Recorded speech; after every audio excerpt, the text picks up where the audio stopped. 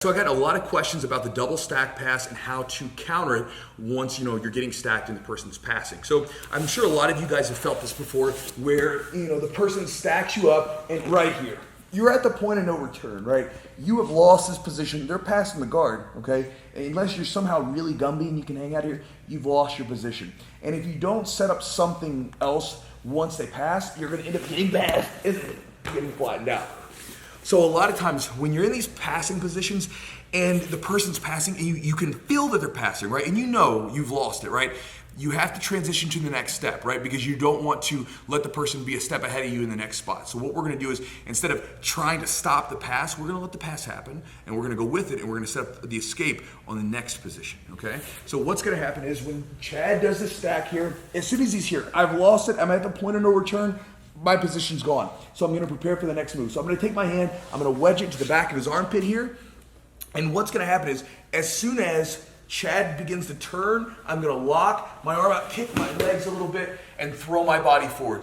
As I'm doing that, I'm up on my elbow. Super important, okay? This elbow gives my space, or my hip space to move. And if Chad pushes into me, it actually makes it easier for me to move away and get my legs back in front. Now let's take a look at two simple details that are very important. One is this arm being locked out. If this arm is not locked out, it's not strong. This arm being here, super powerful, right? But if the arm is even slightly bent, he can overpower me and come in. You can think of it just like if you were doing a bench press. You can hold a lot more weight in that locked out position at the top than you can actually bringing down to your chest and pushing back up, right? So we don't want to be in a pushing position, we want to be in a locked out position. If you guys don't bench press, maybe you do a Turkish get up, same kind of thing, right? So from here, once we lock it out here, we want to make sure we're up on our elbow. Now let's say that for some reason we did not get up onto our elbow.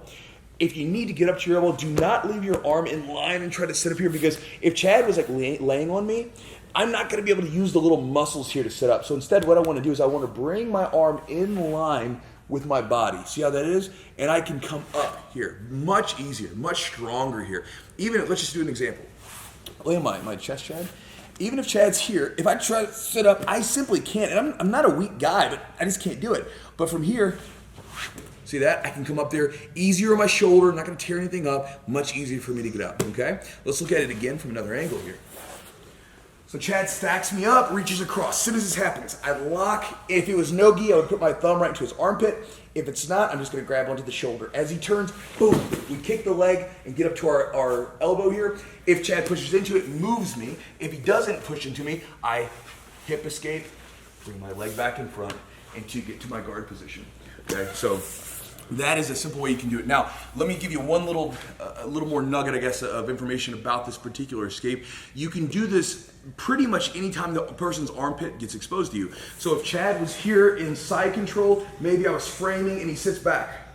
Right now, his armpit's exposed to me. Now, he's low, he's down on my hip, so I can do this. If he was up really high, I'm not gonna be able to do this escape, he's too high. But down here, I can switch. So his body is here, his back is turned to me, so I can turn my back to him. I'm gonna push into that armpit. A lot of times I'll use two hands initially, bridge up, and hip escape, get up to my elbow, and now we're in that same position again. We're locked out. We're gonna move our hips out of there and get out. If he doesn't move, I take his back, but most often people will turn towards you and then you regain guard. So, for all those that have been asking about that particular movement, about that double stack pass where you're up on top of the person, hopefully this idea of grabbing that armpit and doing the stiff arm escape is helpful to you. Just make sure that if you do it, lock the arm out, get up to your elbow so that you have space for your hips to move, and hopefully that's useful for you. So guys, thank you guys for the questions. I'll talk to you next time.